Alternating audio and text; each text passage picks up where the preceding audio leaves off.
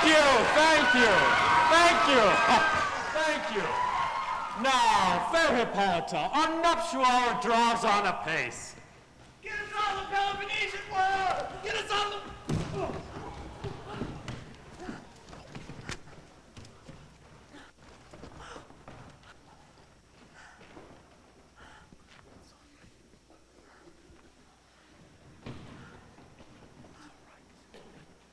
Four happy days bringing another moon. But oh, methinks how slow this old moon wanes. 4 days will quickly steep themselves in nights. 4 nights will quickly dream away the time. And then the moon, like to a silver bow new bent in heaven, shall behold the night of our solemnities. Go, Philostrate, stir up the Athenian youth to merriments. Awake the pert and nimble spirit of mirth. Hippolyta, I wooed thee with my sword, and won thy love doing the injuries. But I will wed thee in another key, with pomp, with triumph, and with reveling.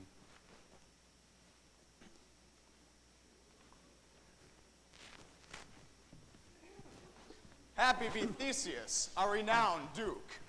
Thanks, good Aegeus. What's the news with thee?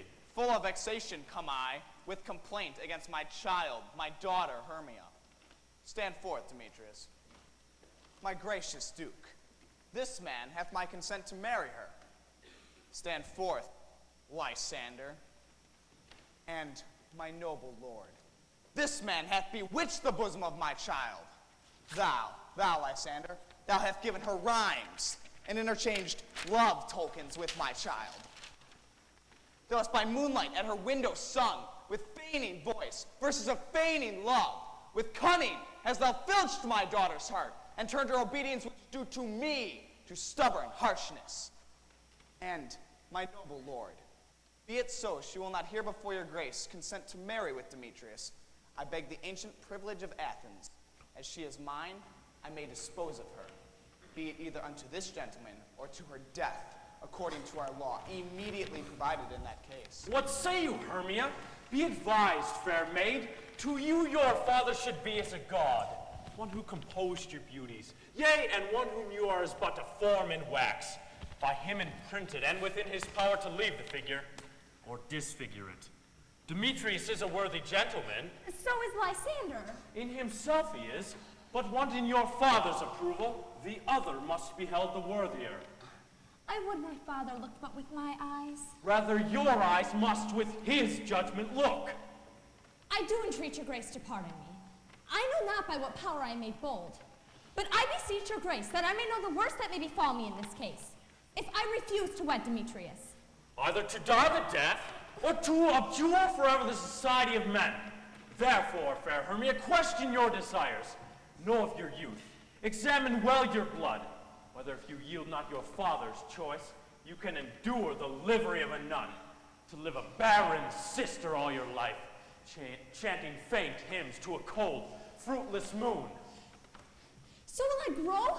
So live, so die, my lord, ere I will yield my virgin pageant up unto his lordship, whose unwished yoke my soul consents not to give sovereignty. Take time to pause, and by the next new moon, the sealing day betwixt my love and me, for everlasting bond of fellowship, upon that day I to embrace forever austerity and single life.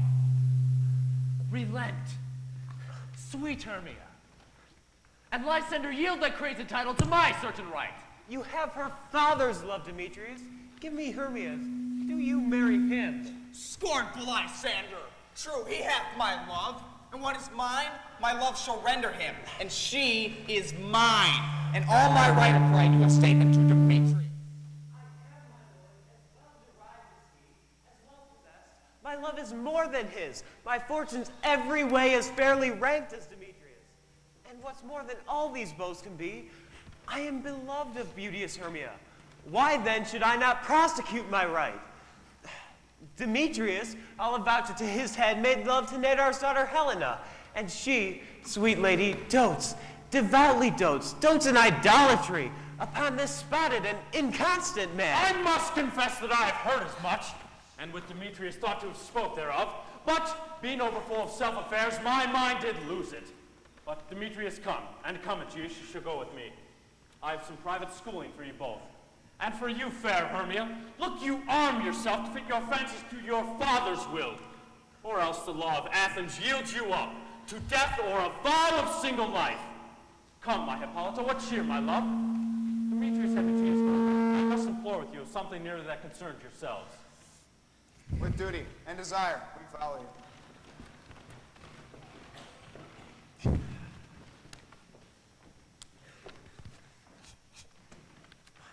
Why is your cheek so pale?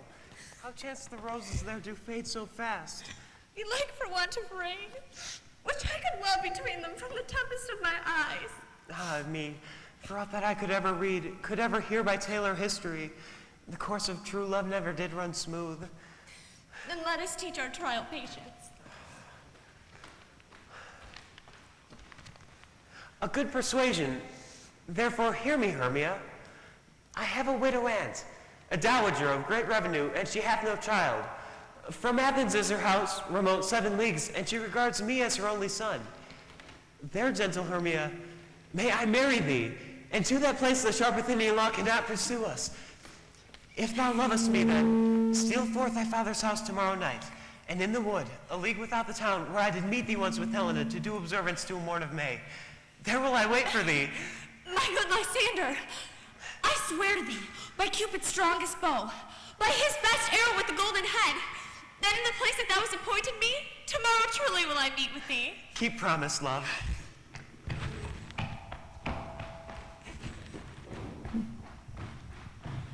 Look, here comes Helena.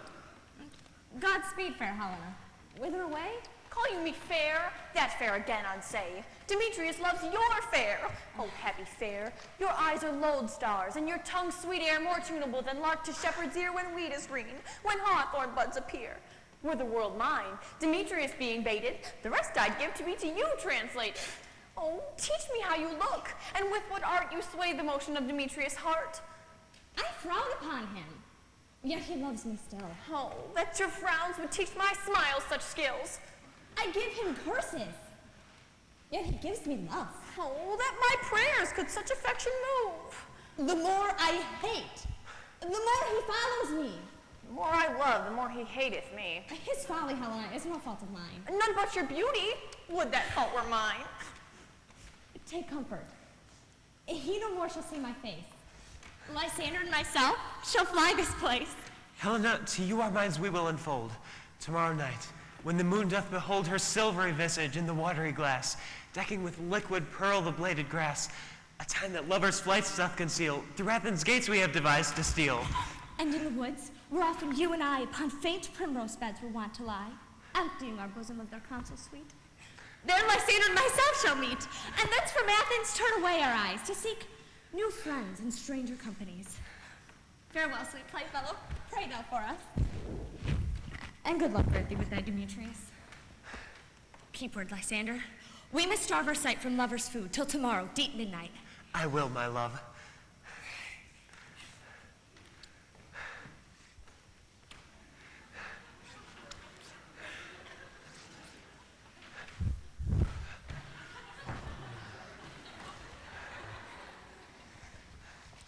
Helena, adieu. As you on him, Demetrius stowed on you. How happy some or other some can be. Through Athens I am thought as fair as she, but what of that? Demetrius thinks not so. He will not know what all but he do know. Before Demetrius looked on Hermia's eyne, he hailed down oaths that he was only mine. But when that hailsome heat from Hermia felt, so he dissolved, and showers of oaths did melt. I will go tell him of fair Hermia's flight. Then to the wood will he tomorrow night pursue her. And for this intelligence, if I have thanks, it is a dear expense. But here in me nigh to enrich my pain, to have his sight thither and back again.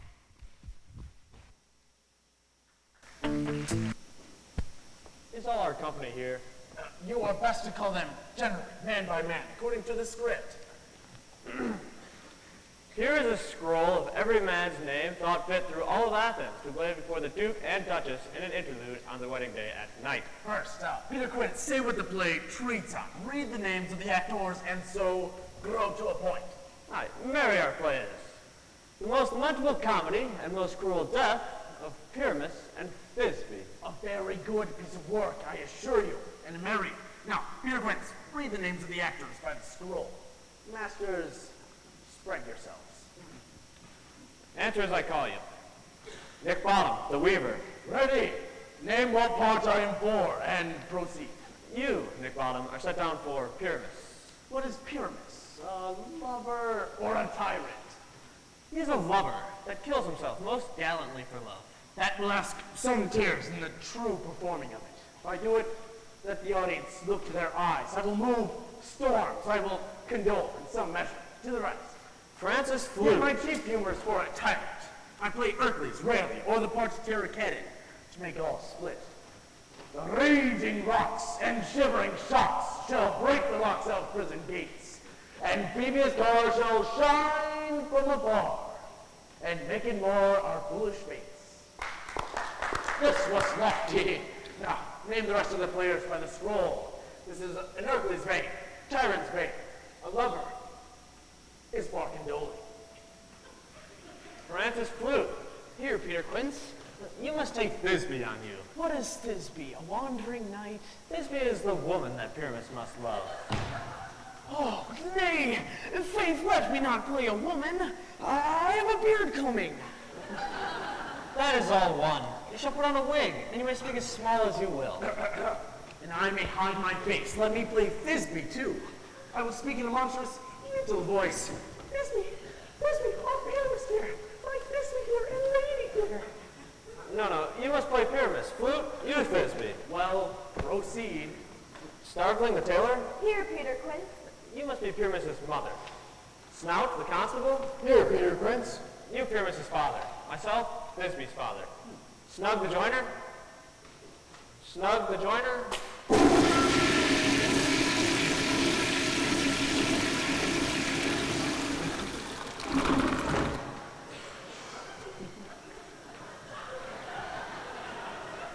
You, the lion's part. And here I hope is a play well fitted. Have you the lion's part written? Pray you if it be given to me, for I am slow of study. You may do it extempore, for it is nothing but roaring. Let me play the lion, too. A roar that will make any man good to hear me. A roar that will make the Duke say, let him roar again. Let him roar again. You shall do it too terribly, for the lady and the duchesses would shriek, and they'd be frightened, and that'd be enough to hang us all. Tis a wretched thing. Masters, you ought to consider with yourselves, if you were to fright the ladies out of their wits, they would have no more discretion but to hang us all. But I will roar you as gently as a sucking dove. I will roar you twere in a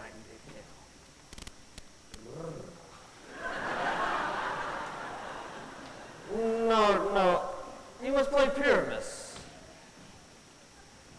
For Pyramus is a sweet-faced man, a proper man as you shall soon see, a gentleman-like man. Therefore, you must play Pyramus. Well, I will undertake it. What beard were I best to play it in? Why, what you will. Well, I can play neither your straw-colored beard, or your orange tawny beard, your purple ingrain beard, or your French crown-colored beard, your perfect yellow. Masters, here are your parts. I entreat you, request you, and desire you to con them by tomorrow night. Meet me a mile out of the city, in the Duke's Oak. For if we were to meet in the city, we'd be dogged with company and our devices known. In the meantime, I will write a play on which our play treats on. I pray you, fail me not. There may we meet. We may rehearse most obscenely and courageously. Take pains. Be perfect. Adieu. At the Duke's Oak we meet.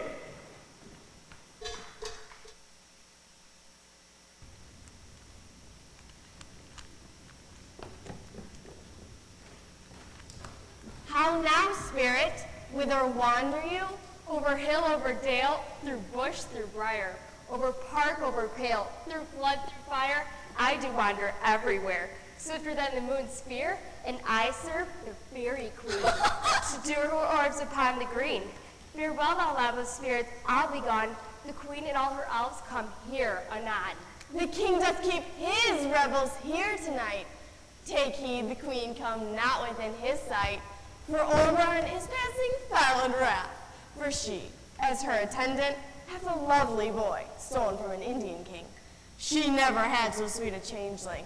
Jealous Oberon would have the child, knight of his train, to trace the forest wild. But she perforce withholds the loved boy, crowns him with flowers and makes him all her joy. And now they never meet in grove or green, by fountain clear or sprinkled starlight sheen. But they do swear that all their else for fear creep into acorn cups and hide them there. Either I mistake your shape in making quite, or else you are that shorted neighbor sprite called Rabbit Goodfellow, or now you he that frightens the maidens in the villagery. Those that have that will call you Sweet Puck. If you will do the work, they shall have good luck, or now you he. Thou speakest aright. I am that merry wanderer of the night. I jest to Oberon and make him smile. When I, all fat and beef and horse beguile,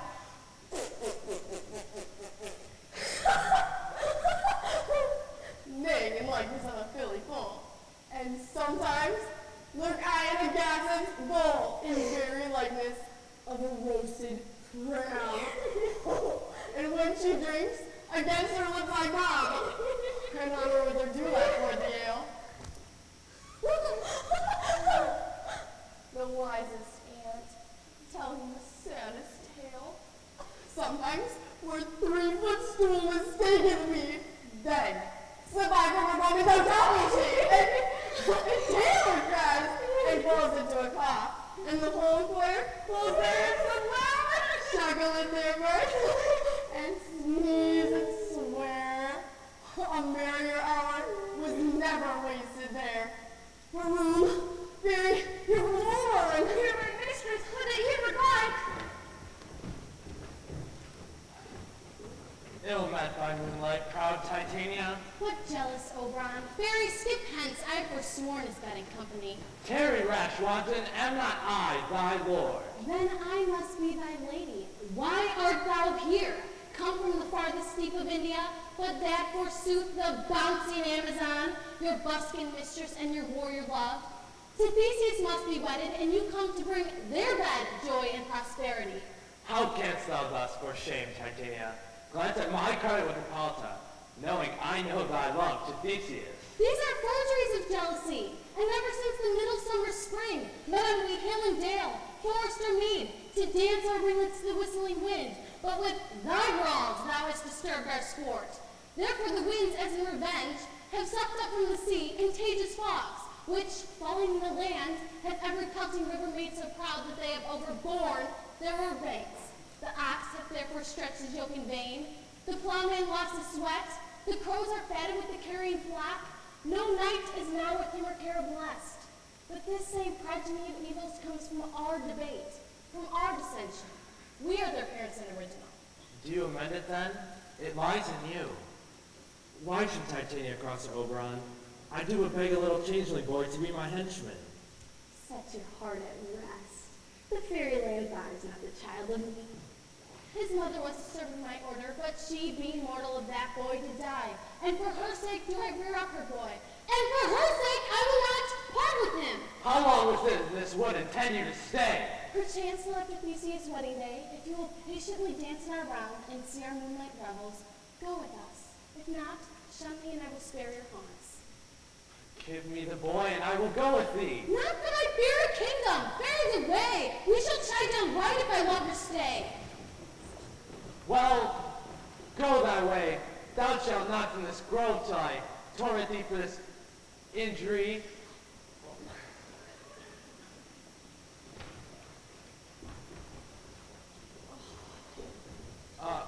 Gentle Puck, come hither.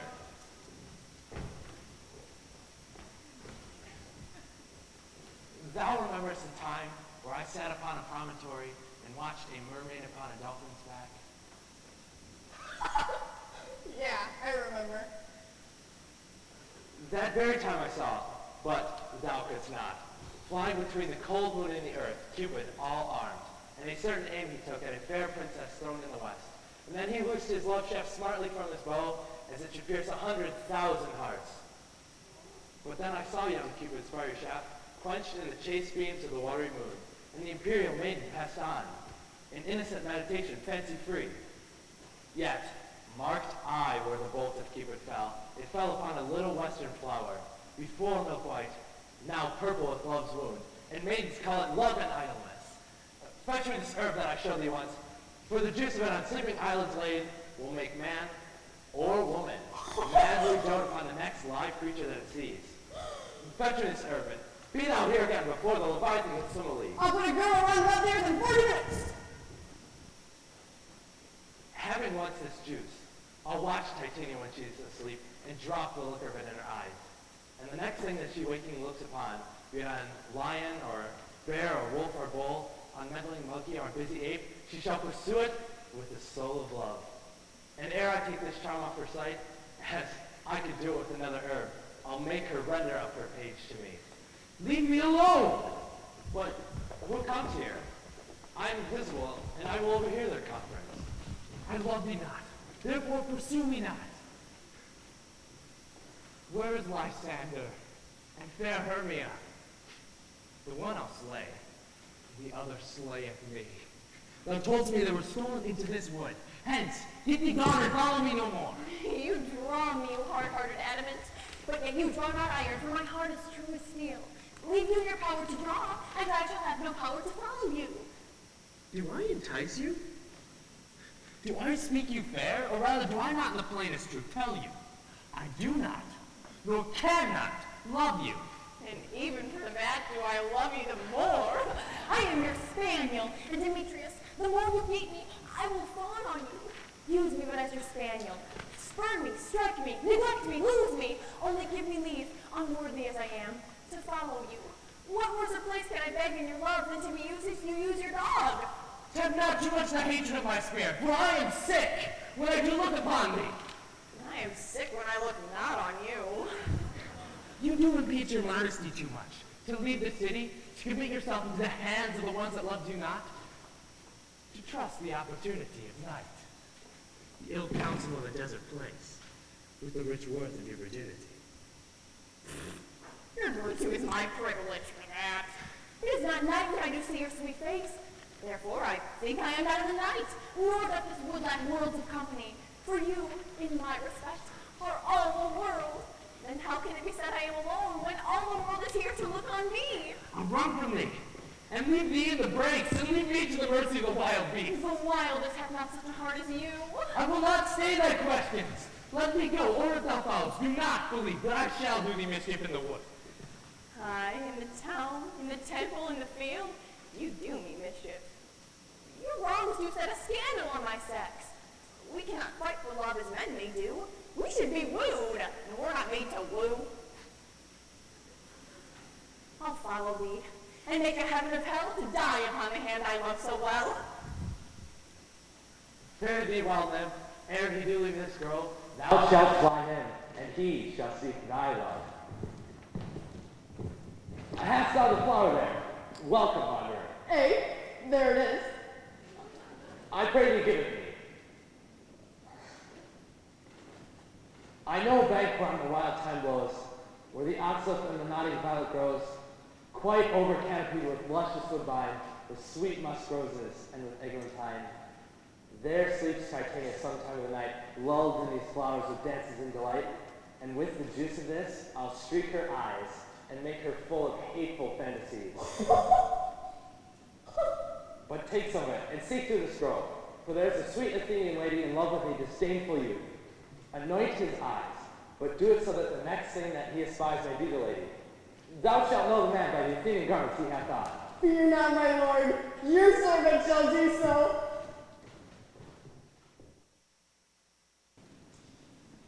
Okay. Who smashed it? Brother. 5 grams. Michael Jackson. Yes. Come now, a roundel and a fairy song. Sing me not to sleep, then to your offices and let me rest.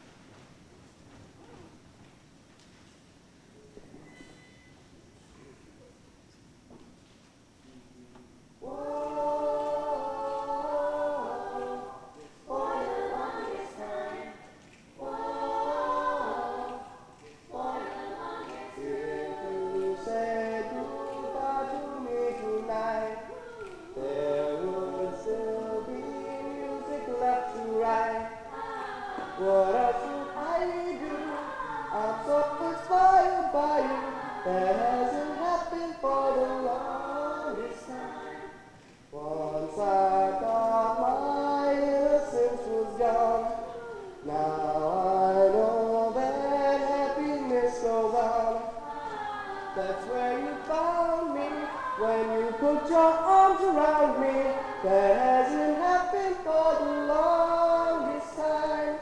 Oh, for the longest time.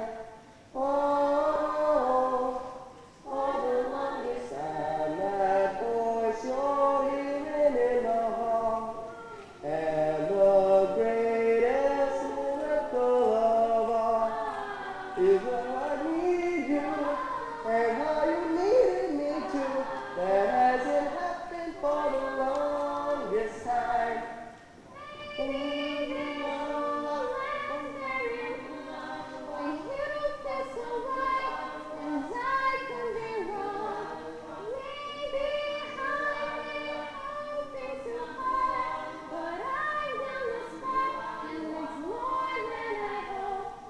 Who knows how much further we'll go on? Maybe I'll be sorry when you're gone. I'll take my chances. I forgot how much romances that hasn't happened for the longest time.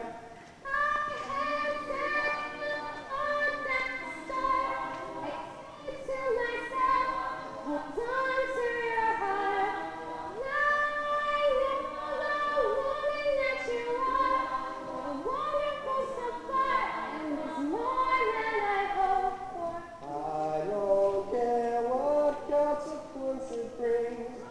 I have been a fool for lesser things. I want you so bad. I think you ought to know that I intend to hold you for the longest time. Oh, for the longest time. Oh, for the longest time. Oh, for the longest time. Oh, for the longest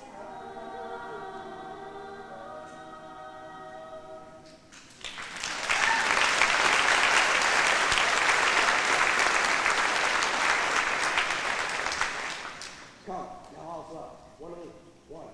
Stand set.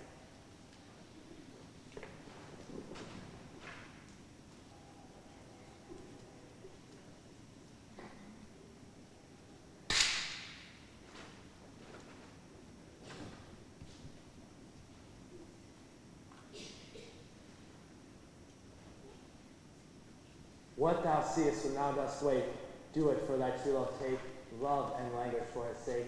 Be it lynx or cattle bear, or even boar with bristled hair. In thine eye what shall appear when thou wakest, it is thy dear. Wake when some vile thing is near.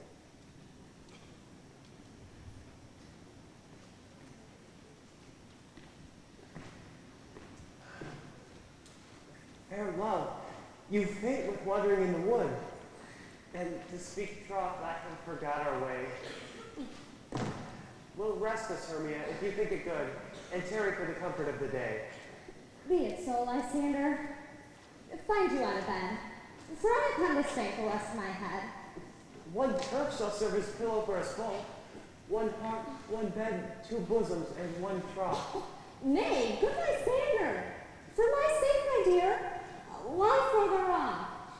Do not lie so near. Oh, take the scent, sweet, of my innocence. Love takes the meaning in love's conference. I mean that my heart unto yours is knit, that but one heart we can make of it. Two hearts interchained with an oath, so then two bosoms and a single trough. For then by your side no bedroom we deny, for lying so, Hermia, I do not lie. Oh, Lysander riddles very prettily. Now much be sure my manners and my pride, if Hermia meant to say Lysander lied. But, dear friend, for love and courtesy, lie further off in human modesty. Such separation as may well be said becomes a virtuous bachelor and a maid. So far be distant. And good night, sweet friend. Thy love their altar to thy sweet life end. Yeah, whatever.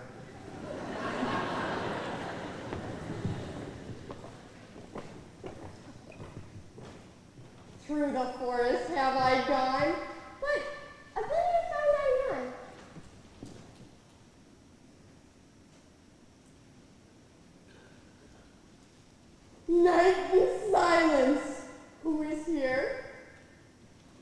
trapping doth wear. This is he, my master said. Despise the Athenian maid, and hear the maiden sleeping sound on the dank and dirty ground. Pretty so. She durst not lie near this lack love, this kill courtesy. Churl upon the eyes I throw, all the power that this term doth owe.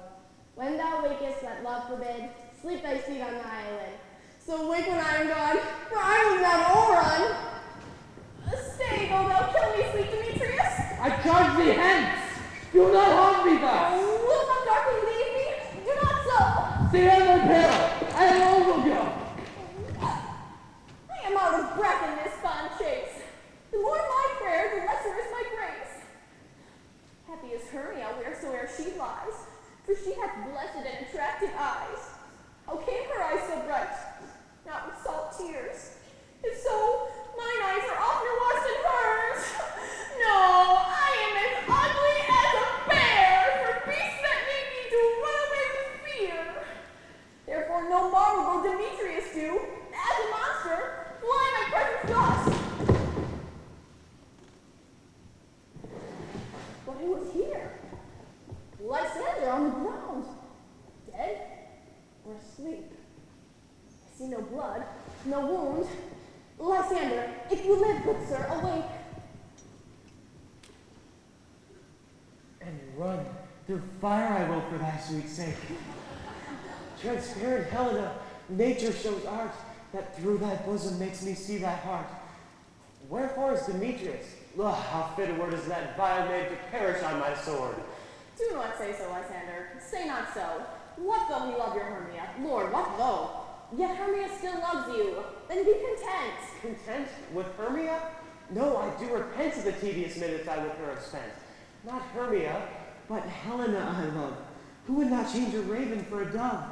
The will of man is by his reason swayed, and reason says you are the worthier maid, and leads me to your eyes, where I overlook love's stories, written in love's richest book. Oh, wherefore was I to this keen mockery born? When at your hand did I deserve this scorn? Is it not enough?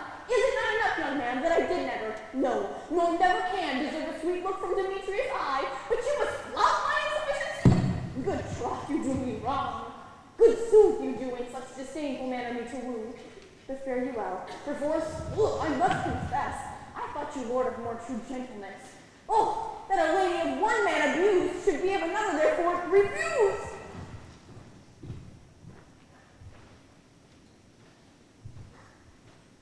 She sees not Hermia. Hermia, sleep thou there, and never mayst thou come Lysander near. For as a surplus of the sweetest things, the deepest loathing to my stomach brings. So thou my surplus and my former sweet, of all be hated, but the most of me. And all my powers address your love and might, to honor Helen, and to be her knight.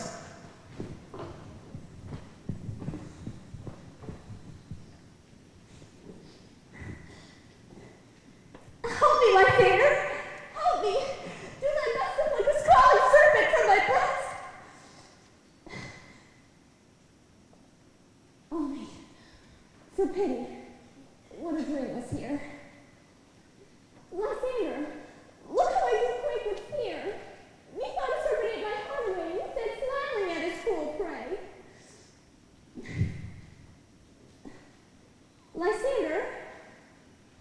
What, removed? Lysander, Lord! What, out of hearing? Gone? No sound, no word? Alack, speak! And if you hear speak of all else, I swim over with fear. No? Then I will perceive you are not nigh. Either death or you must find immediately.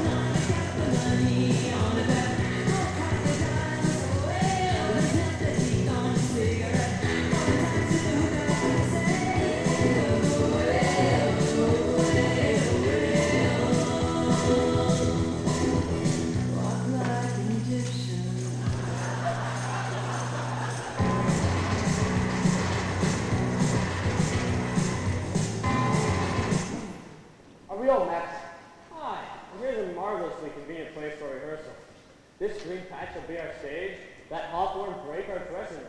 We shall do it in action, we shall do it before the Duke. Peter Quince, what sayest thou, bully bottom? There are things in this comedy of Pyramus and Thisbe that will not please. First, Pyramus must draw a sword to kill himself, which the ladies cannot abide. What sayest thou? Fire lacking, a parlous fear. I believe we must leave the killing out when all's done. Not all wit. I have a device to make it all well. Write me a prologue, and let the prologue seem to say that we will do no harm with our swords. That Pyramus is not killed indeed. We will lack a better assurance, telling that Pyramus is not Pyramus, but I, Bottom the Weaver. This will put them out of fear. Well, we shall have such a prologue. Ah, will not the ladies be afraid of a lion? I fear it, I promise you. Masters, you are to consider with yourselves to bring in. God shield us! A lion among the ladies is a most dreadful thing, for there is not a more fearful wild fowl than a lion living, and you ought to look to it. Therefore, another prologue must be written to tell that he is not a lion. Nay, he must name his name, and half his face must be seen through the lion's neck. You must say thus, or to the same effect. Ladies, or fair ladies, I would wish you, or request you, or entreat you not to tremble, not to fear. My life for yours, if you think I can wither as a lion, for pity on my life. Let it name his name and tell them plainly that he is snug the joiner. Well, if that be so, there are two other hard things in this play of Pyramus and Thisbe. For we must bring moonlight into the great chamber. For Pyramus and Thisbe did meet by moonlight. Does the moon shine on the night we play our play? A calendar, look in the almanac, find out moonshine. Yes, it does shine. Then why may we leave a casement of the great chamber window where we play open? Then the moon may shine in the casement. Aye, or else. One must come in with bush of thorn, lantern, and dog, and say he comes to present, or to disfigure the person of moonshine. But there is another hard thing in the play of Pyramus and Thisbe. For Pyramus and Thisbe do talk through the chink of a wall, and we must bring a chamber into the great wall. You can never bring in a wall. What say you, Bottom? Some man or other must present wall. Let him have some sort of gnome, rough cast, or plaster about him to signify wall. And he may hold his fingers thus, and through that cranny shall Pyramus and Thisbe whisper. Well, if that be so, then all is well. Come, every mother's son, sit down, rehearse your parts. Pyramus, you begin. After you've spoken your speech, enter into that hawthorn frame. And so everyone according to their cues. What, Henbin? Homespun doesn't swaggering here. So near the cradle of the fairy queen. What a flame one! I'll be an audience. An actor too, perhaps, if I see cause. Pyramus, you begin. Thisbe, stand forth.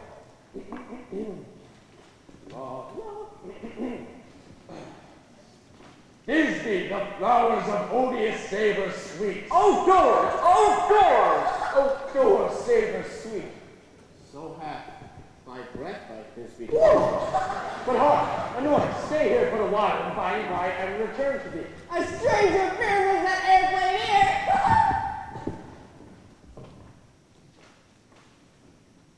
Oh, must I speak now?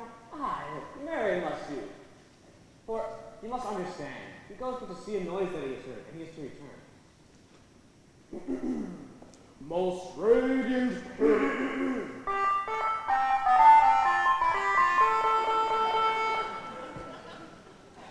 Most radiant Pyramus, most living like you, of color like the red rose and triumphant briar, most misty Jupiter, most lovely too, as true souls that would never tire, I'll meet you Pyramus at any stream. Ninnis who, man? Why, that you must not speak yet. That you speak to Pyramus. You speak all of your parts at once, cues and all. Pyramus, you must enter your cues never tired. Oh, as true as horse, that would never tire. If I were fair, Thisbe, I were only thine. Oh,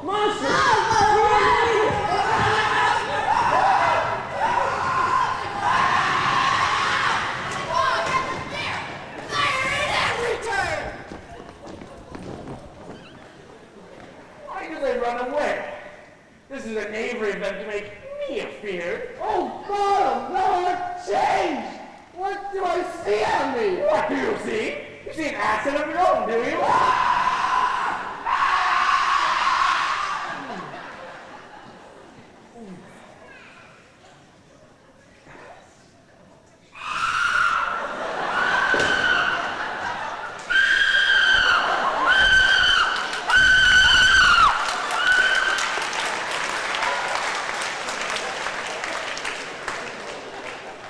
Bless me, Father. Bless me. Lord, translated! I see their knavery. This is to make an ass of me, to frighten me if they could. But I will stay here, so they may hear that I'm not afraid.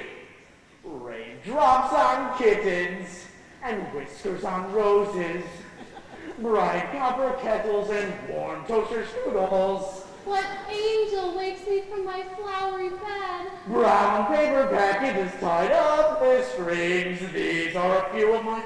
I pray thee, gentle mortal, sing again. Mine ear is much enamored to thy note, and mine eye enthralled to thy shape, and thy fair virtue's force perforce doth move me, and on first view to say, to swear, I love thee.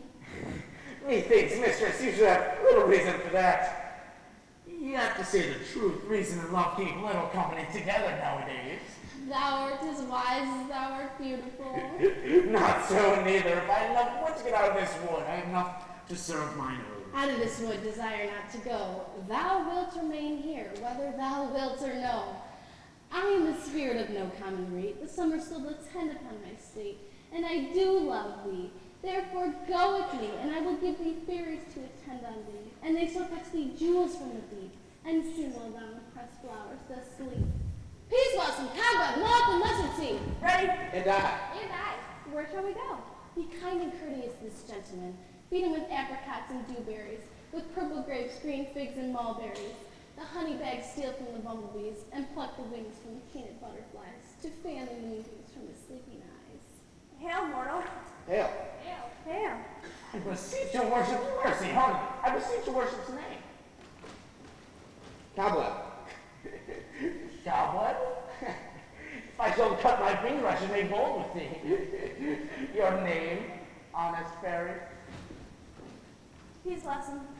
Commend me to Mistress Squash, your mother, or master, please God, your father. I shall desire you of more acquaintance. Your name, mistress? Mustard seed. Good Mistress Mustard Seed, I know your patience well. Your kingdom hath made my eyes water ere now. I shall desire you more acquaintance. Come, wait upon him. Lead him to my bower. Tie up my love's tongue and bring him silently.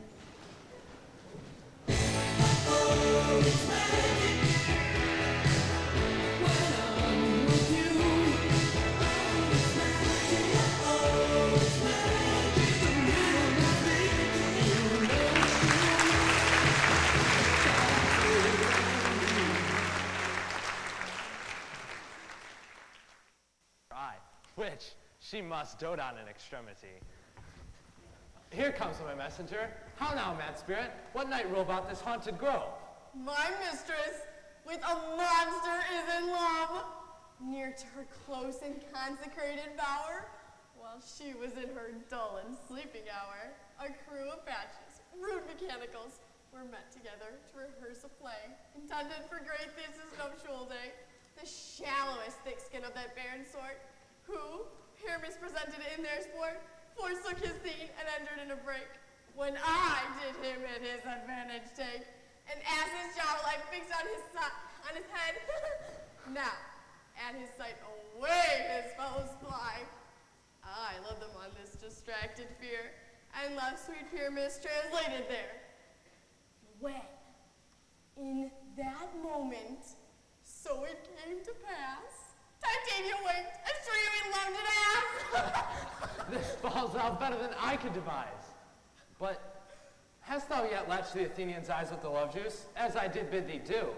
I took him sleeping, that is finished too, and the Athenian woman by his side, that when he wakes, of force she must be eyed. Please, stand close. This is the same Athenian. This is the woman, but not this the man. Oh, why rebuke you him that loves you so? And now I but chide. But I should use thee worse. For thou fearest giving me cause to curse.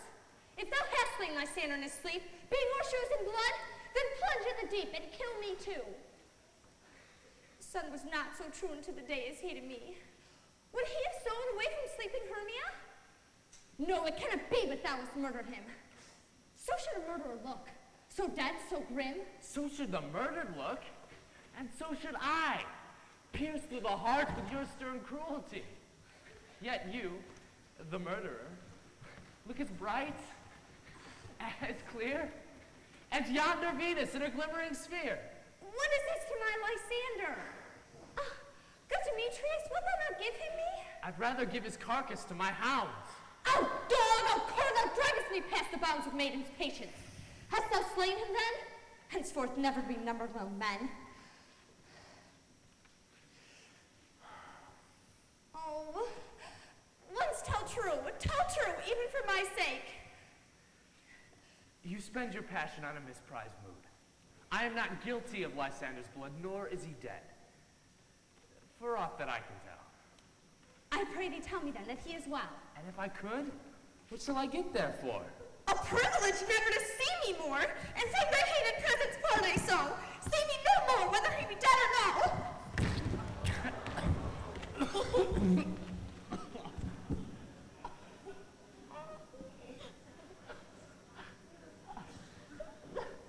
There is no following her their spears vain. If therefore for a while will I remain.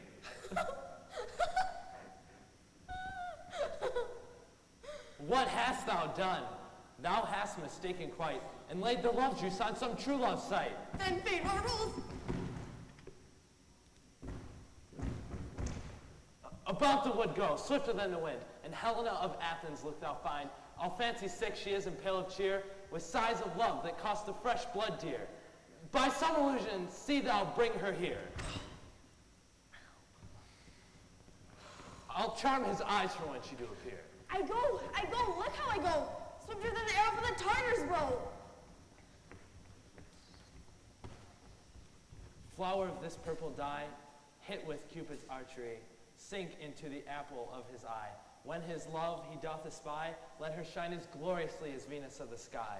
When thou wakest, if she be near, beg of her for remedy. Captain of our fairy band, Helena is here at hand, and the youth mistook by me, pleading for a lover's fee. Shall we their fond pageant see? Lord, what fools these mortals be! Stand aside. The noise they make will cause Demetrius to awake. Then will two at once be one? This leaves me sport alone! For these things do best please me that befall preposterously. Why should you think that I should woo and scorn? Scorn and derision never come in tears. Look, when I vow, I weep. How can these things in me seem scorn unto you, bearing the badge of faith to prove them true? Oh, you do advance your cunning more and more. These vows are Hermia's. Will you give her o'er? Your vows to her and me put in two scales will even weigh, and both as light as tails. I had no judgment when to her I swore. Nor none in my mind, now you give her o'er. Demetrius loves her, and he loves not you. Oh, Helen. Goddess. Nymph, perfect, divine. To what, my love, shall I compare thine eye? Crystal is muddy. Oh, how ripe and show thy lips. Those kissing cherries tempting grow. Now thou raised up thy head. Let me kiss this princess of pure white, this seal of bliss. Oh, bitter spite! I see you all are bent to set against me for your merriment. If you were civil and knew courtesy, you would not do me this much injury. Can you not hate me, as I know you do, but you must join in souls to mock me too? If you were men, as men you are in show, you would not use a gentle lady so, to vow and swear and superpraise my parts when I am sure you hate me with your hearts. You both are rivals and love Hermia, and now both rivals to mock Helena. a trim exploit, a manly enterprise, to conjure up tears in a poor maid's eyes with your derision. Oh! Demetrius, you are unkind. Be not so, for you love Hermia. This you know I know. And here, with all goodwill, with all my heart, in Hermia's love I yield you up my part, and yours of Helen to me bequeath.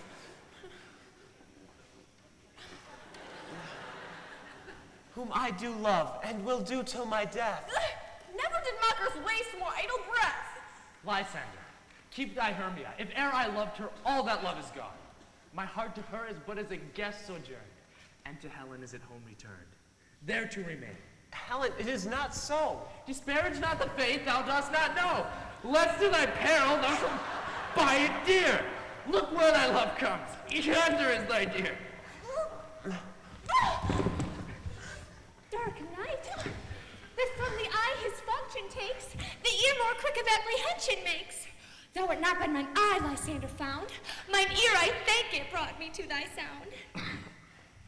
But why in kindness didst thou leave me so? Why should he stay whom love doth press to go? What love could press Lysander from my side? Lysander's love that would not let him bide. Fair Helena, who more engilds the night than all yon fiery eyes of light. Why seekest thou me? Could not this make thee know the hate I bear thee made me leave thee so? You speak not as you think. It cannot be. Lo, now I perceive they have conjoined all three to fashion this false sport in spite of me. Indrius, Hermia, most ungrateful maid, have you conspired? Have you with these contrived to bait me with this foul derision? Is all the counsel we two have shared, the sisters' vows, the hours we have spent when we have chid the hasty-footed time for parting us, is all forgot? All school days' friendship, childhood innocence? And will you rent our ancient love asunder to join with men in scorning your poor friend? It is not right. 'Tis not maidenly. Our sex as well as I may chide you for it, though I alone do feel the injury. I scorn you not. It seems that you scorn me. Had you not set Lysander, as in scorn, to follow me and praise my eyes and face, and made your other love Demetrius, who even but now did spurn me with his foot, to call me goddess, nymph, divine and rare, precious, celestial. Ugh, wherefore speaks he this to her he hates? And wherefore doth Lysander deny your love and tenderly affection? I understand not what you mean by this. Aye. Do persever, counterfeit sad looks, break jokes upon me when I turn my back. This sport, well carried, shall be chronicled. If you had any pity, grace, or manners, you would not make me such an argument.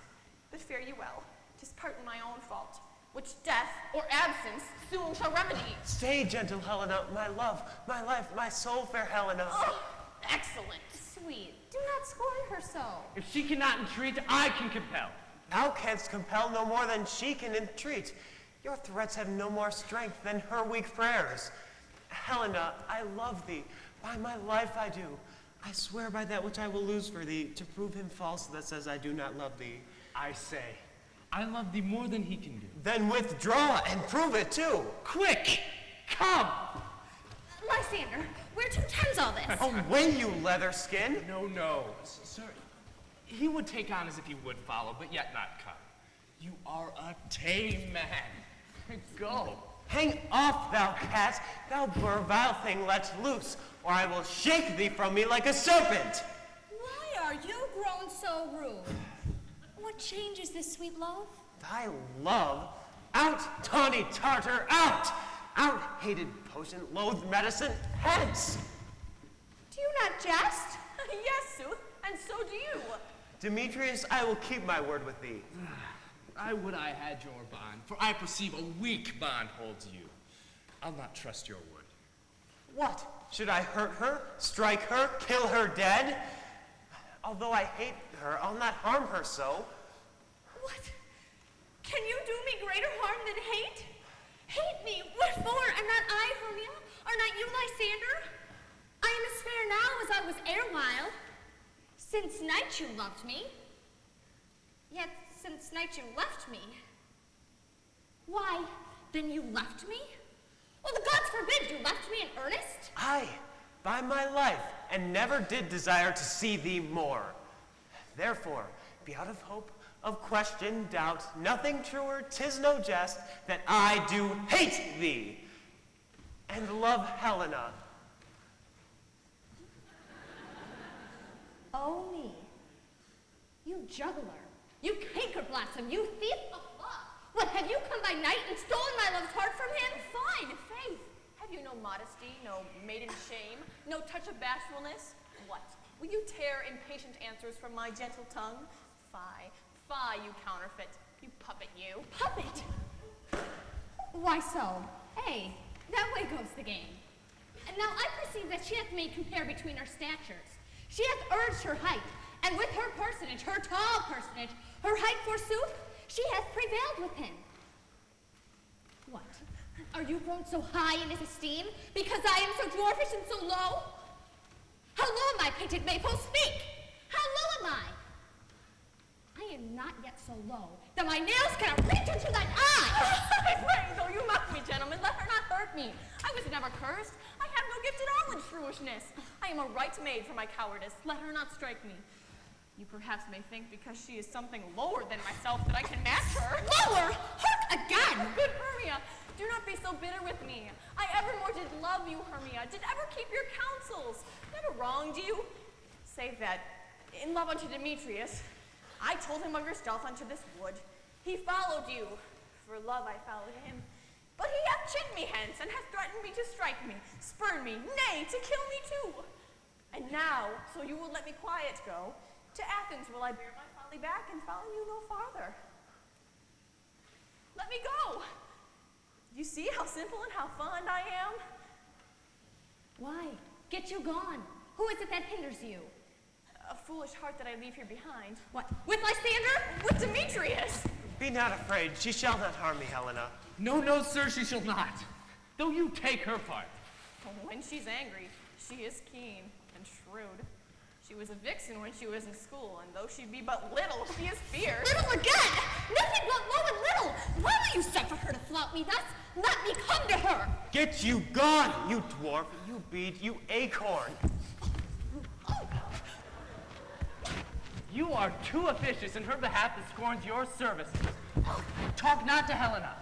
Take not her part, for if thou dost pretend this, your little show of love to her, thou shalt pay for it. There, now she holds me not. Now follow, if thou darest, to try whose right, of thine or mine, is most in Helena. Follow? Nay, I'll go with thee! Cheek by job! You, mistress. All this toil is because of you. Nay, go not back. I will not trust you, I, nor longer stay in your cursed company. Your hands and mine are quicker for a fray. My legs are longer, though. I am amazed and know not what to say. This is thy negligence. Still thou mistakest, or else commits these knaveries willfully. Believe me, King of Shadows, I am his tuck. Did you not tell me I should know the man by the Athenian garments he had on? And so far, blameless proves my enterprise that I have anointed an Athenian's eyes. And so far, am I glad he did so sort? For at this their genuine, I esteem a sport. Thou seest these lovers seek a place to fight. I therefore, Robin, overcast the night. The starry welcome cover thou anon with trooping fog, as black as Acheron, and lead these testy rivals so astray that one come not within another's way. Like to Lysander, sometime frame thy tongue, and stir Demetrius up with bitter wrong, and sometime rail thou like Demetrius. And from each other look thou lead them thus, till o'er their brows death counterfeiting sleep, with leaden legs and batty wings doth creep. Then crush this herb into Lysander's eyes, whose liquor hath this virtuous property, as to take hence all air with his might, and make his eyeballs roll with wonted sight. And when they next awake, all this derision shall seem a dream and fruitless vision. And so shall the lovers wend back to Athens, with vows whose date till death shall never end. Whiles I am in this affair to thee employ, I'll to my queen and beg her Indian boy.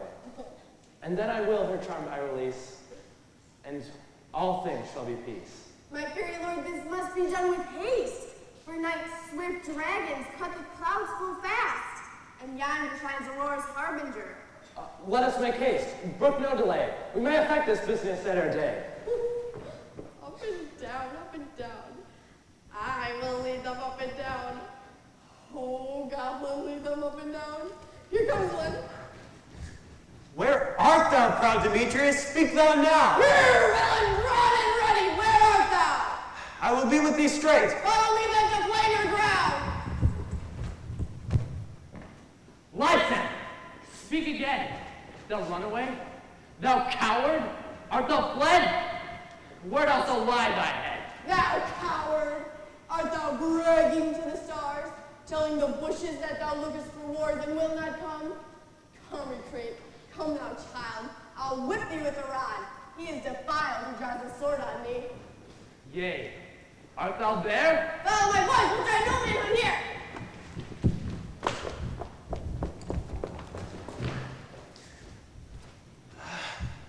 He goes before me, and still he dares me on. When I come where he calls, then he is gone. The villain is much lighter heeled than I. I fast, but faster did he fly. That fallen and dark and uneven way am I. And here will rest me. Come thou, gentle day, for if thou would once but show me thy grey light, I'll find Demetrius and revenge the spite. Oh, coward, why comest thou not? Abide me if thou... Well, I what? Thou runnest before me, shifting every place, and darest not stand nor look me in the face. Where art thou? Come hither. I am here. Nay then, thou mockst me. Thou shalt buy this deer, if ever I that base by daylight see. Now go thy way. Faintness constraineth me to measure out my length on this cold bed. But my days approach. Look to be visited. Oh, weary night. Oh, long and tedious night. Abate thy hours. Shine thy comforts from the east, that I may back to Athens by daylight, from these that my poor company do.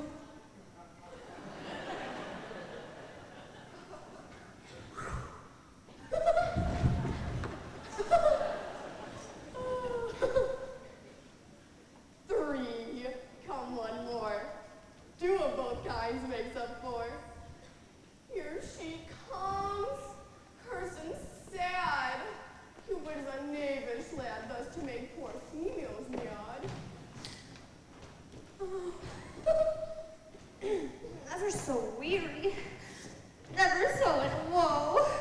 Bedamned with the dew and torn with the briars, I can no further crawl, no further go. My legs can keep no pace with my desires. Will I rest me till the break of day? Oh.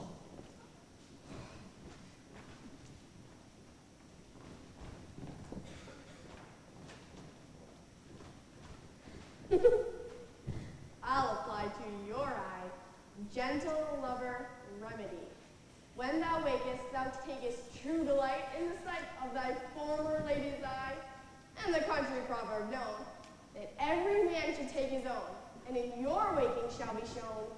Jack shall have Jill, naught shall go ill. The man shall have his mare again, and all shall be well. Her dotage now I do begin to pity, for meeting her of late behind the wood, seeking sweet favors for this hateful fool. I did upbraid her and follow with her, and then she, his hairy temples then had rounded with coronet of fresh and fragrant flowers, and when I had, at my pleasure, taunted her, and she, in mild terms, begged my patience, I then did ask for her changeling child, which straight she gave me, and a fairy sent to bear him to my bower in fairyland. And now I have the boy, I will undo this hateful imperfection over eyes. And gentle Puck, take this transformed scalp off the head of this Athenian swain, that waking when the others do, may all back to Athens again repair, and think no more of this night's accidents, but as a fierce vexation of a dream. But first I will release the fairy queen. See as thou wast wont to see, be as thou wast wont to be. Dian's bud or Cupid's flower hath such force and blessed power. Now my Titania, wake thou, my sweet queen. My Oberon, what visions have I seen? Methought I was enamored with an ass. There lies your love. Oh, how came these things to pass? Oh, how I loathe his visage now. Silence a while. Robin, take off this head. Titania, music call. Music, home music, when thou wakest with thine own fool's eyes peep. Sound music. Come, my queen, take hands with me, and rock the ground whereon these sleepers be.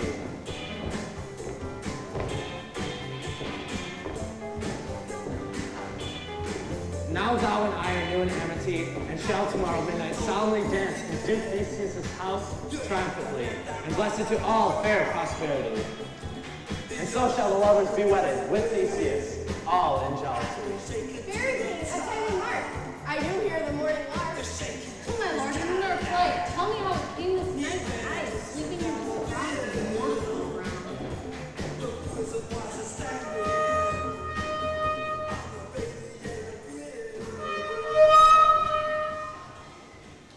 Go, one of you, find out the forester.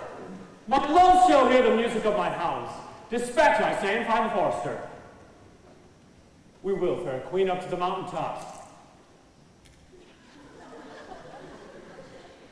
And mark in confusion of how to go and skip Junction. My hounds are bred out of the Spartan kind, slow in pursuit, but matched in mouths like bells. A cry more tunable was never hallowed to nor cheered with horn. But judge when you hear. What song? What nymphs are these? My lord, this is my daughter here asleep. This Lysander. This Demetrius is. This Helena. Old Nadar's Helena. I wonder if they're being here together. No doubt they rose up early to observe the rite of May. And here in our intent, came here in grace of our solemnity. But speak, Aegeus. Is not this the day that Hermia should give answer of her choice? It is, my lord. Good morrow, friends. St. Valentine's is past. Begin these woodbirds but to couple now.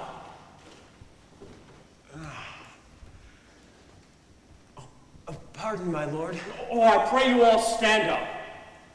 I know you two are rival enemies. How comes this gentle concord in the world, that hatred is so far from jealousy, to sleep by hate and fear no enmity?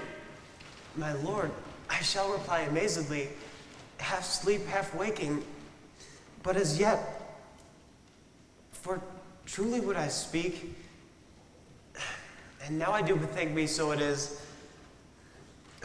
I came with Hermia hither. Our intent was to be gone from Athens, where we might be without the peril of the Athenian law. Enough! Enough, my lord! You have enough! I beg the law upon his head. They would have stolen away Demetrius, they would.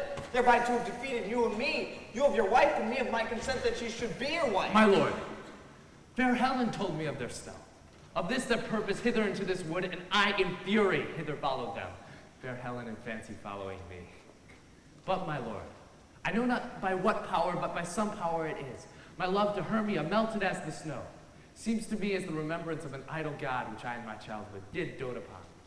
And all the faith, the virtue of my heart, the object and the pleasure of mine eye, is to Helen. To her, my lord, was I betrothed ere I saw Hermia. But like a sickness did I loathe this food. But as in health, comes to my natural taste. Now I do wish it, love it, long for it, and will evermore be true to it. Fair lovers, you are fortunately met. Of this discourse I will hear none. Aegeus, I will overbear your will. For in the temple by and by with us these couples shall eternally be knit. And for the morning now is something worn. Our purpose hunting shall be set aside. Away with us to Athens, 3 and 3. We'll hold a feast in great solemnity. Come, Hippolyta.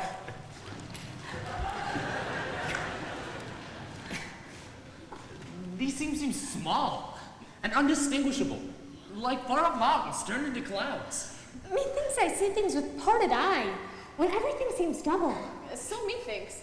And I have found Demetrius like a jewel, mine own, and not mine own. Seems to me that yet we sleep, we dream. Do you not think the Duke was here and just bid us follow him? Yea, and my father. And Hippolyta. And he did bid us follow to the temple. Why then? We are awake, let's follow him.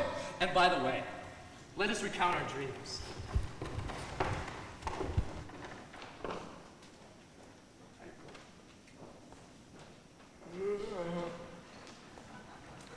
When my cue comes, call me and I will answer. My next is most fair Pyramus. I hope. Bitter Quince, Flute the bellows mender, Snout the tinker, starveling. On my life, stolen hence and left me asleep. Had a vision, I've had a most rare dream. Past the wit of man to say what dream it was, but methought I was. Man is an ass if you go about to expound this dream, but methought I was, and methought I had. Man is a past fool if he offered to say what my dream was. The eye hath not heard, the ear hath not seen, the hand to taste, the tongue to feel, or the heart to report what my dream was. I would get Peter Quince to write a ballad of this dream, and it shall be called Bottom's Dream, because it hath no bottom. And I shall sing it at the latter end of the play, before the Duke, peradventure, to make it more gracious. I shall sing it at her death.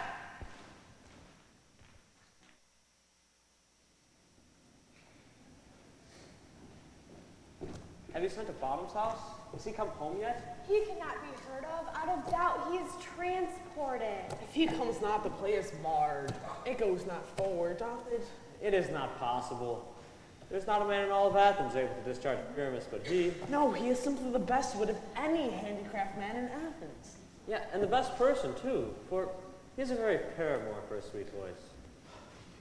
You must say paragon. A paramour is, heaven bless us, a very naughty thing.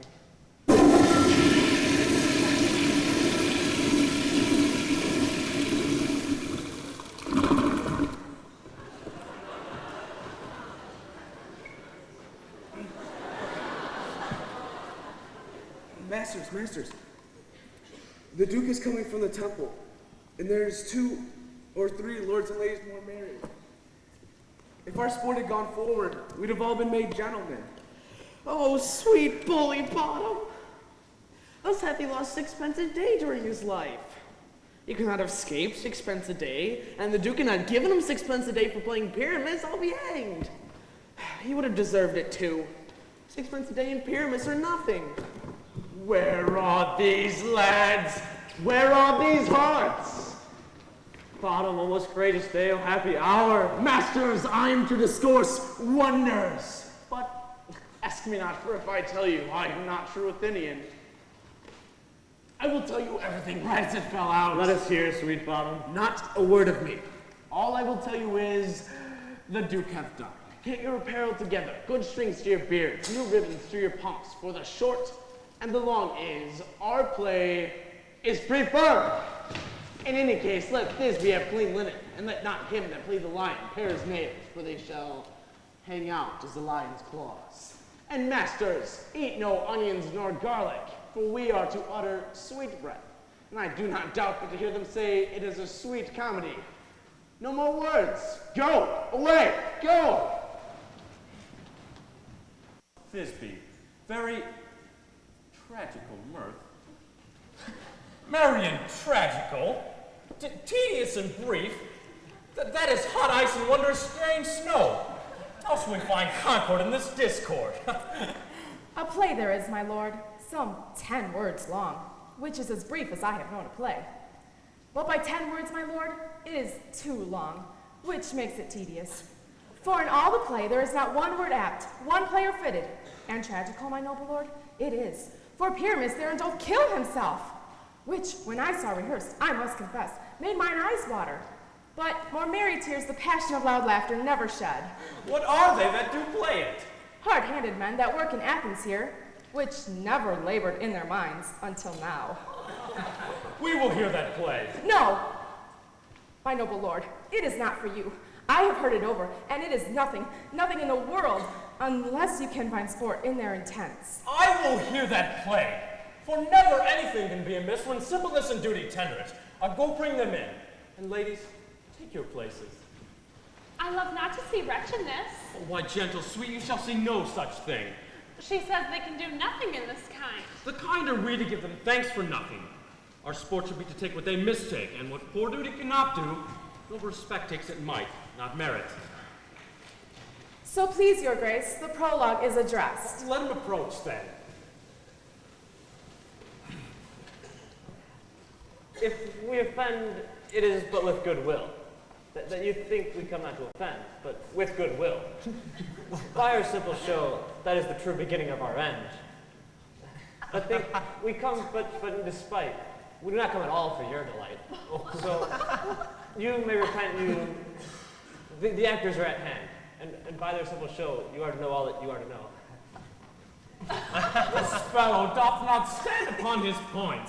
He hath writ his prologue like a rough colt. He knows not to stop. Indeed, he has put on the prologue like a child on a recorder. A sound, but not in government. His speech was like a tangled chain. Nothing impaired, but all disordered. Who's next?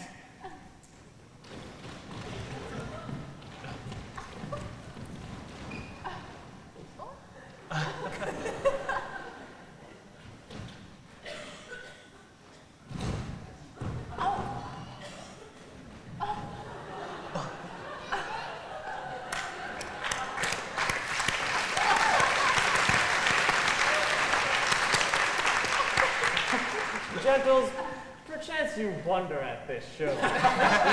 But wonder on till truth make all things plain. This man is Pyramus, if you should know. This beauteous lady, Thisbe, is certain. This man with lime and rough cast doth present wall, that vile wall at which these lovers did sunder. And through wall's chink they were content to whisper, at which let no man wonder. This woman with lantern, bush of thorn and dog, presenteth moonshine, for if you should know, Pyramus and Thisbe did meet by moonlight down in Ninus' tomb.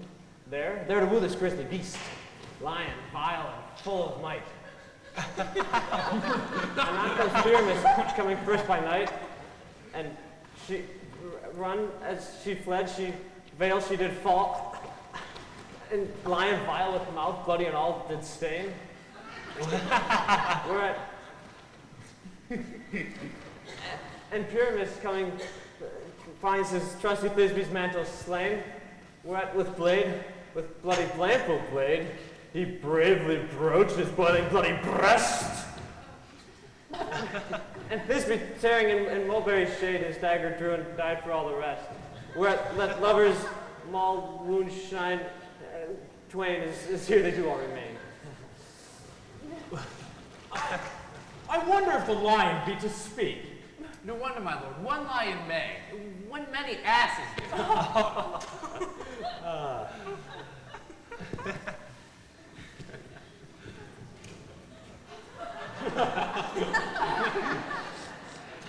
In this same interlude it doth befall that I, once not by name present, a wall.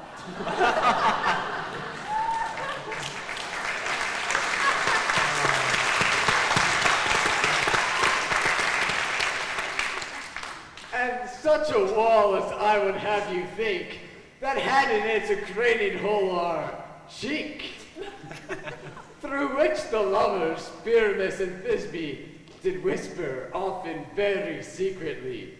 And this loam, this rough cast, and this stone doth show that I am the same wall, the truth is so. And this the cranny is, right and sinister, through which the fearful lovers are to whisper. Would you desire Heronline to speak better? It's the wittiest partition that e'er I heard discourse, my lord. Oh, Pyramus draws near the wall. Silence. Oh, grim robed knight, with hue so black. Oh, night which art, when day is not. Oh, night, O night, alack, alack, alack. I fear my Thisby's promises forgot. O wall, O sweet and lovely wall, that standest between her father's ground and mine. O wall, O sweet and lovely wall, let's show me thy chink to blink through with mine eye. Thanks, courteous wall. Jove shield thee well for this. What see? What see I? No Thisby do I see. O wicked Walter, whom I see no bliss, cursed be thy stones for thus deceiving me. Oh, methinks being sensible should curse again. No, in truth, sir, he should not. For you see, deceiving me is Thisby's cue. She is to enter now, and I am to spy her through the wall. You see, it will all fall hand as I told you. Hark, she comes.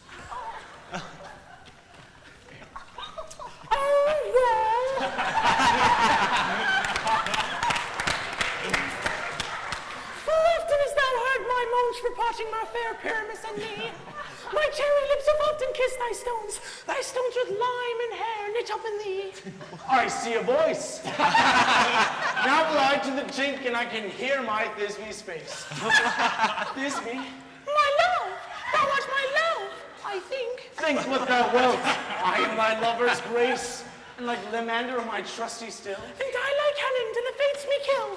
Not shaftless to Procreus was so true. As shaftless to Procreus, I to you. Oh, kiss me through the hole of this vile wall.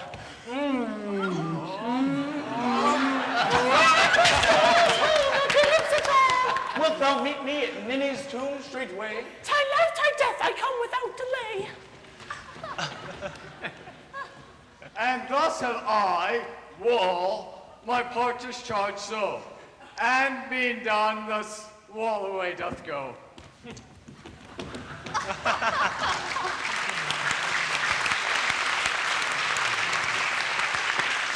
Now is the mural done between the two neighbors.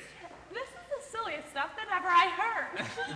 The best in this kind are but shadows, and the worst are no worse, if imagination amend them. It must be your imagination then, and not theirs. If we imagine the worse of them than they of themselves, they may pass for excellent men. Oh, here come two noble beasts, a moon and a lion.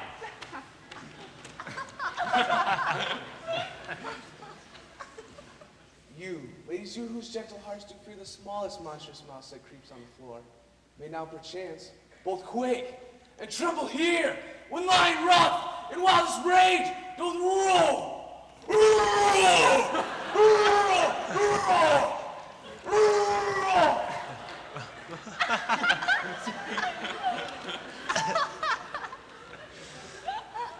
But know that I once snugged the joiner.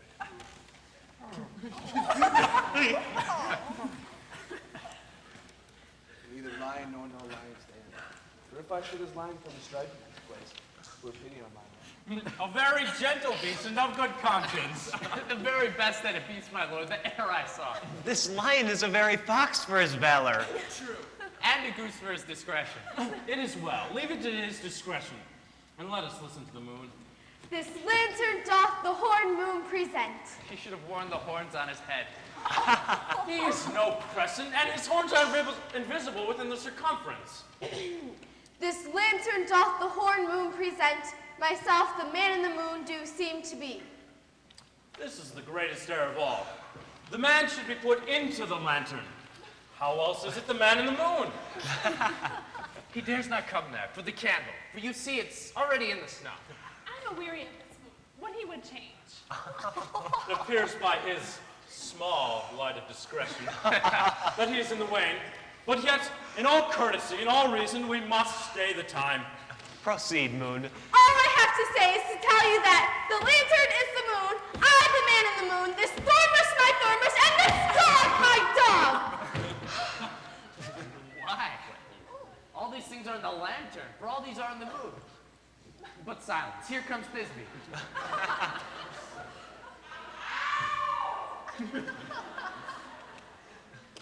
This is old Linny's tomb. Where is my love? This is old Linny's tomb. Where is my love?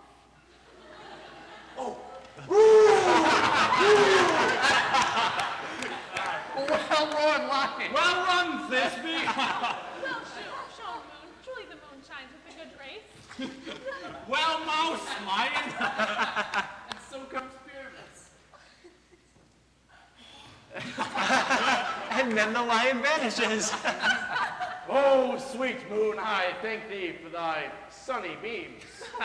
For by thy gracious scoldings, glittering streams, I'm to take of truest Thisbe's sight. But stay, poor smite, but hark, poor night, what dreadful dole is here? Eyes, do you see? How can it be, oh dainty duck, oh dear? Thy mantle good, what here stained with blood? Come, ye fury spell, come, cut thread and thrum, quail, rush, conclude, and quell. This passion and the death of a dear friend might go to make a man actually look sad. You shrew my heart, but I pity the man. Wherefore does the lion's frame? What here deflowered, my dear? Which is, no, which was the fairest dame that lived, that loved with cheer. Come, tears confound, out sword and wound that purple Pyramus. I that left map where the heart doth hop. Thus die I. Thus.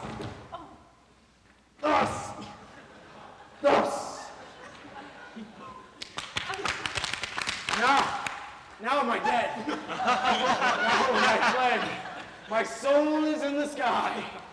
Tongue, lose thy light. Moon, take thy flight. Thus I die. Thus.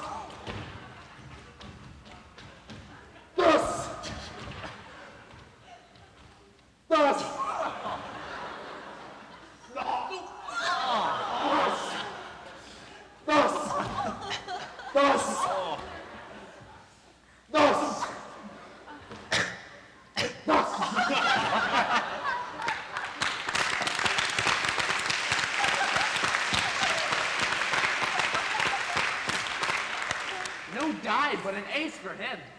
For he is but one of a kind. Less than an ace, man, for he is dead. He is nothing. With the help of a surgeon, he might yet recover and prove an ass. Oh, chance moonshine is gone before Thisbe comes back and finds her lover.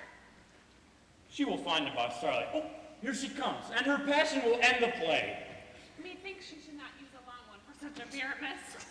She will be grieved. She hath spied him already with those sweet eyes. Asleep, my love? What, dead, my dove? Oh, Pyramus, arise! Speak, quite dumb. Dead? A tomb must cover thy sweet eyes. These lily lips, this cherry nose, these cowslip cheeks are gone. His eyes were as green as leeks. Tongue not a word. Come, trusty sword, my breast imbrue. And farewell, friends. Thus this ends. Adieu.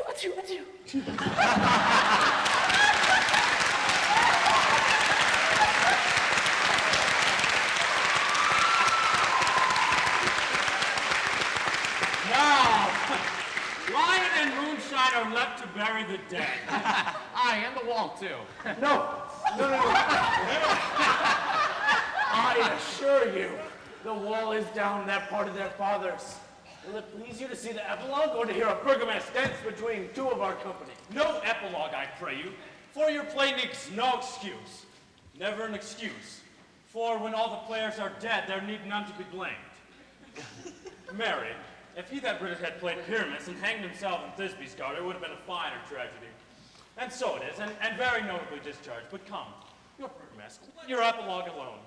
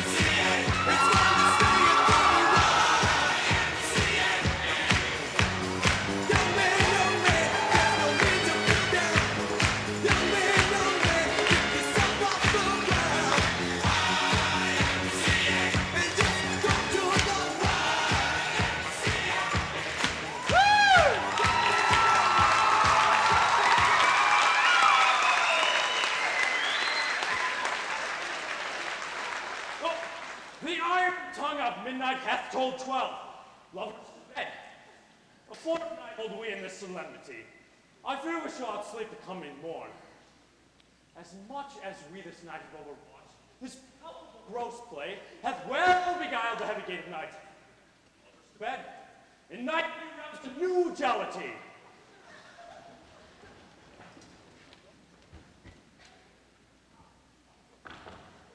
Now, the hungry lion roars, and the wolf howls to rule.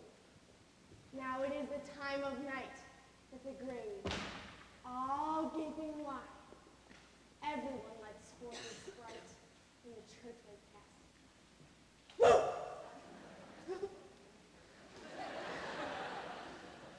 And we fairies that do run from the presence of the sun, now we frolic! Not a mouse shall disturb this hallowed house. I am sent with broom before, to sweep the dust behind the door. Through the house give glimmering light, by the dead and drowsy fire, every elf and fairy sprite hop as light as bird from briar. And this ditty, after me, sing and dance it trippingly.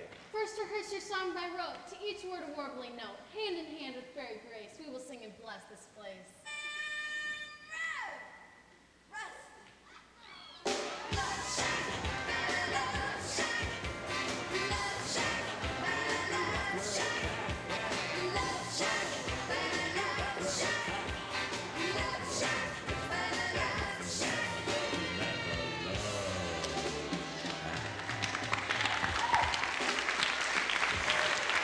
Now, until the break of day, through this house each fairy stray.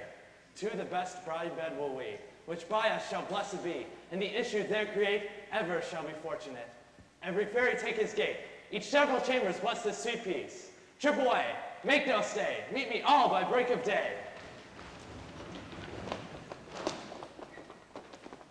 If we shadows have offended, think but this, and all is mended, that you have but slumbered here, while these visions did appear. And this weak and idle theme, no more yielding, but a dream. Gentles, do not reprehend.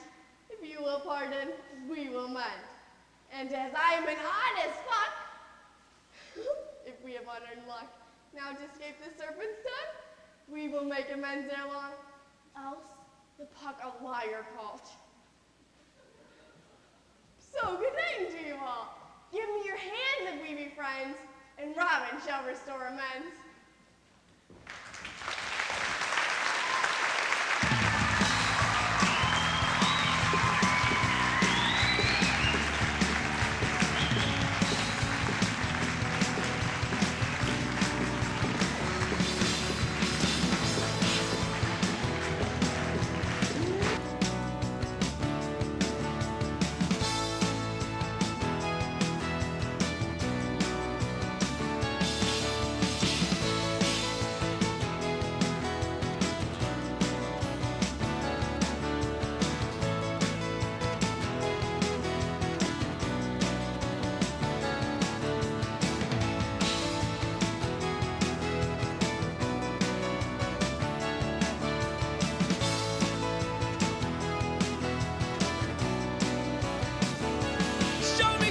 Show me how you do that trick.